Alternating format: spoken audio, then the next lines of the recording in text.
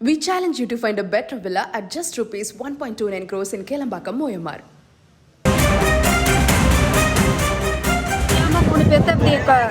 Forest department கொண்டு போட்டுட்டாங்க. அதனால என்ன காரணம்னு எங்களுக்கு புரியவும் மாட்டேன்து. அவங்கள இப்போ எதுக்கு சுட்டாங்க, என்ன பண்ணாங்க அப்படின்றது இப்போ அந்த காரணத்தை எங்களுக்கு சரியான பதில் அவங்க கொடுக்கணும். அவங்க எதுக்காக என்னத்துக்கு வந்தாங்க, இப்போ ஒரு வேளை அவங்க ஃபாரஸ்ட்டுக்கு உள்ளே போயிருந்தாலும் எதுக்கு போந்தாங்க அப்படின்றது கூட எங்களுக்கு காரணமே புரிய மாட்டேன்து. அந்நேரத்துக்கு எதுக்கு வந்தாங்க ஏது அப்படின்ற மாதிரி எங்களை கேட்டுக்கிட்டே இருக்கிறாங்க. அதுக்கு ஒரு நியாயம் கிடைக்கிற வரைக்கும் நாங்கள் நியாயம் அப்படின்னு சொன்னாக்கா அது என்ன எதனால நாங்கள் ஷூட் பண்ணணுன்ற எங்களுக்கு காரணமே இன்னும் புரியல. எங்களுக்கு இன்னும் பாடி கூட காட்டல. எல்லாம் கொண்டு போய் ஹாஸ்பிட்டலில் வச்சிருக்கிறோன்னு தான் சொல்கிறாங்க. நாங்கள் இன்னும் அதை முகத்தை கூட நாங்கள் இன்னும் பார்க்கல. இந்த குடும்பத்தை அனாதையாக விட்டுட்டு குழந்தை குட்டிங்கெல்லாம் விட்டுட்டு அழுந்துட்டுருக்குள்ள அவங்களுக்கு வந்துட்டு ஃபாரஸ்ட்டுக்காரருக்கு ஒரு கொலை பண்ணுறதுக்கு அதிகாரம் கிடையாது.